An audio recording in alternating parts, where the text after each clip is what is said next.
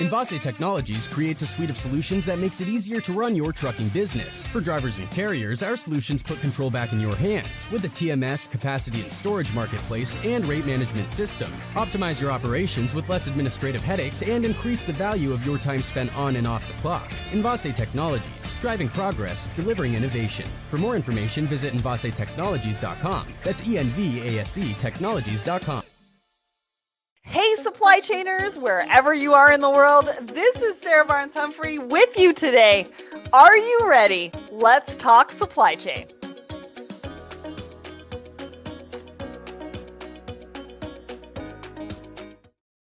Good morning, supply chainers, and happy Tuesday. I hope you all enjoyed maybe a little glimpse of the eclipse yesterday. I definitely did.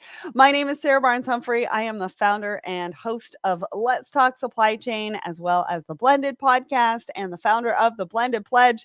And I'm excited to be here with you today on Thoughts and Coffee. Audrey Ross, my trade bestie, is going to be joining me in just a minute, but we have a lot to talk about. We have a lot to cover. 3D printing is making a comeback. Plus, Excel has been called, what did they call it? The most dangerous software on the planet. Now, we're going to explain a little bit about that in a little bit. So let me get to my show sponsor. So are you ready to find your people? If you are struggling to find a supply chain community of like-minded professionals where you can level up, network, learn about best practices from experts in supply chain, professional development, and marketing, look no further. We created the Secret Society of Supply Chain to provide a safe space, a community for everyone in supply chain. We offer unique opportunities for all to connect and grow in our 3 distinct value-packed communities: the Supply Chainers, Woman in Supply Chain, and the Creative Room. From the learn at your own pace, content-rich approach of the supply chainers to the empowering, community-focused space of supply chain, or Women in Supply Chain, which has been called Better Than Chief, and the marketing mastermind of the Creative Room, we mean it when we say there's truly a place for everyone. So go check it out, secretsocietyofsupplychain.com, to explore which community is right for you. All right, let's get into it, because like I said earlier, we've got a lot to talk about. So we made it. We are celebrating 400 episodes. Yesterday, we came out with our 400th episode, Raise the Bar for Your Supply Chain, with Polaris Transportation Group. They are a company out of Canada, and they are helping you move your goods across the border in some amazing ways. Plus, they talk a little bit about their tech journey and what that's looked like. How have they been able to do that as a 3PL and a trucking company? So go and check it out. Wherever you listen to the show, go to the Let's Talk Supply Chain YouTube page. Check that out as well. Tomorrow at 9 a.m. Eastern, Relex is back, and they've got a brand new live show, Relex Talks In-Store Experience. Now, this is going to change your supply chain, so you definitely want to come and check it out. Click the attend button, whether you can attend live or not, because I will send you the link, because you do not want to miss this one. And next Wednesday, we've got Supply Chain Unfiltered with Christine Barnhart at 10 a.m. Eastern. Unfiltered insights navigating the supply chain maze. Now, Christine does not hold back, so you're definitely going to want to click the attend button on this one and join us live or watch the replay. Next, we've got on April 25th, I am hosting a LinkedIn Live Risk and Reward, Winning in Supply Chain Design in 2022. Now, supply chain design has been coming up so much more this year. I don't know about you, but I've been talking about it more, and we're going to be diving deep into what that actually means for your supply chains. You're not going to want to miss this. Click the attend button, even if you can't attend live, and I will send you the recording. What else have we got? Oh, I was recently on the Modern Business Operations podcast. If you checked it out, let me know what you thought. If you haven't checked it out, we're putting the link in the comments so that you can go and check it out. I was talking all about supply chain. I was talking about my journey. I was talking about all sorts of different things. So go and check that out. And then I was also on Boom and Bust with Tony Clement. That is a Canadian show. If you missed that, it's part of the News Forum. We're going to put the link in the comments for that one as well. That one was really fun. We were talking about supply chain media. We were talking about supply chain conferences, all sorts of things, supply chain disruptions. And it was a lot of fun to be on that show. So I just want to give them a shout out and say thanks for having me. And then, of course, we've got our follower of the month, Lewis Campbell. Thank you so much for all of your support. We're going to be sending you your mug soon. And we give away a mug to the follower of the month every single month. So make sure you engage with all of our social. And then our team put together this document or this post, which I really wanted to share with you. 5 ways drone delivery providers are advancing in 2024. So we'll put the comments in or the link in the comments so you can go check that out as well. It's got a lot of great information. And last but not least, I went to Summit at Sea last week and I put together this little video for all of you to get an idea of the creative journey that I was on from Wednesday to Sunday. It was an incredible, incredible experience. And I'm so glad that I got to share it with all those people and I get to share it with you now. All right. That was a lot. So we're going to bring up Audrey to the stage. Good morning. Good morning. How are you? Good morning, good afternoon, good evening to wherever everyone is. That is a good point. We're here in what is now blue skies and sunny Toronto, but yesterday when we wanted to look at the sky and see something was distinctly Toronto and being totally cloudy. So did you get to see it though? I got to see it. I did not get to see it. No. Where I was in Mississauga, you couldn't really see it. And I didn't have the glasses. So, you don't want to stare at it. There's guidelines. You should have come to my house. You were so close. I know, it was close to Milton. We did get to see, it did go dark, right? So we were kind of watching and then all the street lights came on and it was dark. And that's, kind of eerie and disconcerting and miraculous and wondrous. And so I kept looking up at it with my glasses and I was like, oh, is it happening or is that a cloud? You and 3 million other Toronto GTA residents. Is it? No. All right. Why don't you tell everybody who you are and what you do? I'm Audrey Ross. I'm here in Toronto. What am I doing? What am I doing this year? I'm the president of OIT Toronto, the OIT International Toronto chapter. So we're a group that helps empower women and advance women in international trade. So if anybody's tuning in and is interested in more, definitely connect with me on that. It's a great group. And we have chapters worldwide, which is very exciting. So, and it's really gotten me into rooms I never thought I'd get into, just as a whole little tangent. I've gotten to meet the Minister of Small Business here in Canada just in the last year. Nice. I got to go to Geneva and go to the World Trade Organization Public Forum. So it's a great group. What else am I up to? Blended Pledge, which we do together, along with a really fantastic board. Like we've been really lucky. Some of the people who've kind of come on and joined us, and we're looking to expand there as well. So again, another great group that I'm part of. Yeah. Awesome. Well, I'm excited to have you here because we have some really fun topics to talk about, and I think I can only talk to you about them. Yes, they were hand selected for a conversation, but curated between the two of us. All right, let's get to the poll of the week first. So we ask you a question every single Wednesday morning across the Let's Talk Supply Chain LinkedIn and Instagram. So this particular question was, how do you stay organized? 44% of you said Google Calendar. I mean, shout out to you. I use Google Calendar, but I have to say I'm also with the 31% that use a paper planner. Yes. And it gets me in trouble sometimes, not gonna lie. But I just can't get through my day without a paper planner, Google Calendar, and a to-do list. But what really baffled me was the 14% of Post-it notes, because I was like they don't stick very well. So do you have them all over your car and your car seat and all over your walls? Would disagree with you. I wasn't sure how that kept people organized. What did you think? We're very similar. I do the Google Calendar. But again, sometimes I miss putting things in there. And I find maybe because I used Outlook first for work, I really had used Outlook a lot. And then I was like, oh, well, I'm going to use Google because for my stuff and separate it. And then that's been a bit tricky, making sure I have appointments blocked out on work so that I'm not, I was supposed to be on 2 things at the same time. And then the paper notebook. I'm a handwriter. I know there's a tablet that I know a lot of them you can handwrite on. I just haven't gotten to that stage. But I do limit it. Like one of I've seen people where it's like they have, paper kind of notes everywhere. It's like, it's very contained. Like the day planner holds a lot of the handwriting stuff. Yeah. And then there's the calendar. Yeah. Well, so a lot of people, yeah. we had some great comments. Some people said There all were some really three. good Some people talked about some other technology that they were using. Yeah. And I was like, oh, I better go Yeah. check that out. There are But people who my use project management software. The what? They use like project management Oh, yes. software. I They were mean, talking we about. I do was like, too oh for my the gosh. team, but I don't for me personally.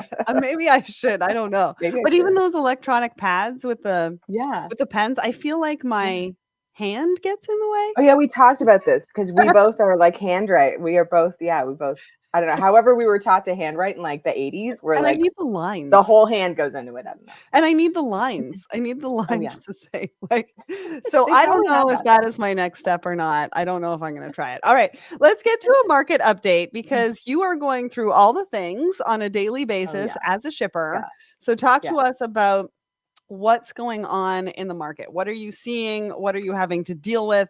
What do people need to know about? Yeah. It's another banner year for logistics and shipping and supply chain. Where you can like put, like remember when you'd see a show and it's like spin a globe and pick a place to travel to. It's like spin the globe and pick a place, and I can tell you what the problem is, what the disruption is. So we still have a lot of issues in the Red Sea. It's still a very active situation. The diversion helped, but we're still seeing some port congestion or delays. So the timing, we keep getting this timing, and for some of our stuff, it's some of the things I move have very specific timing. So you get something, you'll be kind of optimistic, like, oh, April 28th, that port, and then once it gets going, and you get the pre-arrival, oh, May 2nd, you're like, oh, that's gonna cost me an expedited truck service. So we're still feel seeing like before you move on, I feel like that's kind of what's happening to people when they are traveling on airlines right now. Yeah. Like I've seen too many times that they're booked on, let's say March 27th, and then the flight gets canceled on them and gets rebooked like 3 days later. Yes. And I'm like, but if you have to be at a conference or a business, like I'm just not entirely sure. And for some people, the plane actually still leaves and they're like, how did my booking get canceled? Anyways, keep going. Oh, that place is, talk about needing a day planner and a Google Calendar. That place is just organized, those airlines. Because and it's true. But I mean, we go through the same thing. We have an expectation. I expect nothing. I have very low expectations after 10 years doing this. But like my team is like, but they said the plane would depart like April, whatever. And you're like, oh, it's kind of a guideline, like it's very, or it got bumped. Why did our stuff get bumped? I'm like, why didn't they choose me, the smallest of the shippers? It's so hard to tell. But so still a few issues. Red Sea, Panama. We're hoping as the season changes, because it's very much a weather or climate related issue with drought.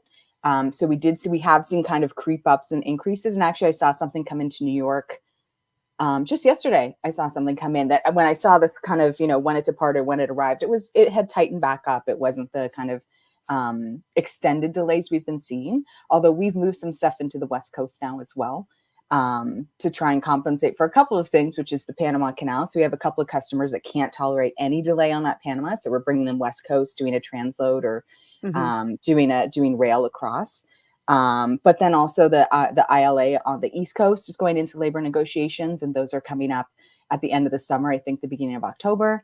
In Canada, they're just going they're in a mediation, just got called, I think maybe for the next couple of days with the federal government on the CNC KC rail lines, and again, labor contract negotiations. So just a few and if they just a couple of things, and if those don't go well, that'll lead to a strike, because that's how their process works.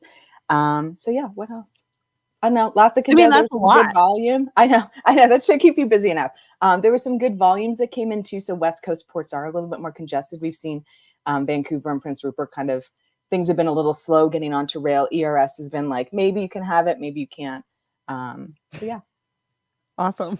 Well, if anybody has any other disruptions that you're dealing Yes. with that Audrey did not Yeah. mention, we'd love to hear from you Let in me the know. comments. Let me know, because Because that's we the thing should for 2024. do what? That's the thing for 2024. It's like, let us know so we can all try and Yes, we plan have to for come that. together as a community Yes. so that we can all move through these disruptions together. And it's one of the reasons why I like the market update, because when Mm. we have different conversations and different guests on the show, they give different perspectives of what's happening regionally versus internationally, Yes. because we're all Yeah. dealing with different disruptions. And if Yeah. anything, like I met a ton of people from international locations over the last couple of days on that during that conference. Yeah. And, supply chains really are regional. They're international, but they're also regional. Yes. And so I was having a lot of conversations about that over the last couple of days as well. And so we all need to come together. We all need to let everybody know what's going on in different regions so that we can all prepare a little bit better. All right, let's get to our first article. So, this first article, would you live in a 3D printed house? Now, you might be Mm. wondering, what does this have to do with supply chain? Well, it has everything to do with supply chain. I don't know if you remember, but a couple of years ago, we were talking about how 3D printing would take over warehousing. Because instead of potentially holding inventory of finished goods, you would hold inventory of materials and then be able to 3D print on site. Now, there are some warehouses scattered across North America that do that today. But I feel like this kind of the conversation has sort of fallen off the radar since we were talking about it a few years Mhm. ago. But it's back in the spotlight. And if we think about 3D printed houses, my mind goes to the logistics. It goes to the sourcing. It goes to the purchasing. It goes to the building of these particular houses. Are we moving them? Right? Like a Mhm. modular home? Are we Yeah. moving them across states? Are we using trucking companies to be able to do that? Are we building them on site? And where are the materials coming from? So I wanted to highlight this because I think 3D printing is coming back into the spotlight. This particular house here costs about $225,000, but in order to bring that cost down and make it affordable, they have to stop doing one-offs. They need to do them in mass scale. Right. But my question is, what is the material? How are they sourcing it? And where are they buying it? Because spending a couple of days with DC, she's talking about construction and supply chain and how the construction companies or the people on site aren't necessarily correlating supply chain to what they're doing on a day-to-day Mhm. basis and hitting their timelines and everything like that. And so if we bring this into the mix, that's just an additional sort of supply chain challenge that they're going to have on the construction side, depending on how you look at it. What did you think about this? I think it's really interesting. I think a lot of places, I mean, definitely for us, we see it here in Toronto in a big, huge way, and in Canada overall, that there is a lack of housing, and it's literally a lack of physical structures to house people. And I think in a lot of countries they're facing that, and we hear that from the U.S. as well. Mhm. So anything that can, and even this concept of a starter home. I think a lot of us have our recent history is sort of post World War II. There was this sort of starter home concept. So you'd move into a smaller home to get sort of settled down, and then you'd move Yeah. into kind of a larger home as your job prospects improved, as your family got larger, kind of thing. And so yeah, there's really a lack of kind of entry level homes. So this is a really seemingly great solution for that big picture problem. Mhm. But to your point, it's a lot of construction and construction companies faced real challenges, especially during the pandemic, with shortages of materials. Um, so do we really have definition on what that supply chain looks like, what Mhm. those materials look like, and the source location of where they're coming from? And especially in the last couple of years, where we're facing some more sort of regionalized crises, are we taking into account that, like, materials we used to rely on that came from China, maybe we're not going to get from China anymore? But can Vietnam compensate for that because it's a different kind of economy? Can Canada supply? Canada and the U.S. have been in a lumber dispute for, I mean, as long as I've been alive. So I mean, do we resolve that piece of it? Like, so Mhm. that is quite the question, right? Where are the materials coming from? How are you going to manage that supply chain with increasing demand? And then there's the tech piece, right? The 3D technology. Like, I think we all thought it would really take off. We have two or three printers in our office that are going. But even then, I don't think we use it as much as we had expected to when we got them, like 8 years ago. I mean, we've had them for ages. And we're not all, printing off our own, like, oh, I just printed off, like, it's not like a replicator yet, like a Star Trek replicator. Yeah. So close. Yeah. Right. But yeah. so it's interesting. There's a lot of different avenues to approach it, but, so it'll be interesting to see if they can mitigate those risks. They can bring this back, and then also obviously taking into account what the supply chain looks like for these houses and are they going to build them on spot? Because what they were saying was they need scale for affordability, but like, how do you build them? Do you just get a bigger 3D printer? And then also they're using the robot arms from the car manufacturers. From like car for autos. Okay, yes, cool. which I thought was really interesting too. You need better trained labor. That's right. True. So a lot of construction workers are going to have to upskill, right? So instead of taking your HVAC or your master carpentry, like you're going to take, I'm the robotic arm 3D printer guy. So for all of you asking where to upskill, that could be one of them. All right, let's get to the next article. So this one is just fascinating. Is delightful. This is fascinating. I don't know if you all have seen the stories around this, but apparently Formula One race teams have been using Excel to manage anywhere from 20,000 car parts to one race team had 77,000 lines on an Excel spreadsheet. Now, some of the words that they're using for this is that Excel is useless, which I hope I don't get in trouble for. I didn't say that. Our person in the article say it's useless. It's and then limited. They also said that it's the most dangerous software on the planet. And one of the reasons why they're saying that is because it makes people a little bit complacent, but there's no information on cost, lead time, on orders or prioritizing. And so in some cases, because they've used Excel to run their supply chain or their inventory, they physically had to do inventory searches, which takes time and money. They've missed pre-season testing. They have the wrong parts and the wrong priority, which means that they're either late or they have too many parts on hand of something that they don't need. And so these are just some of the examples of what Formula One race teams have encountered by using Excel to run their supply chains. And now, if this is not a red flag, if you are still using Excel to move into technology with some of these examples and how much it's cost them, then I don't know what to tell you. But what did you think about this, Audrey? I thought it was delightful. I thought it really shows you that everyone's in a very similar position, that maybe the tech, we haven't adopted some of the tech that may be more useful. And yeah, the joke, I mean, what's the best joke about Excel? An optimist says the glass is half full. The pessimist says the glass is half empty, and Excel says the glass is January 2nd. So the reliability of I don't think I've ever heard that before. Yeah. You put 1/2 into Excel and it might not be, a fraction. Got it. Okay. So, yeah.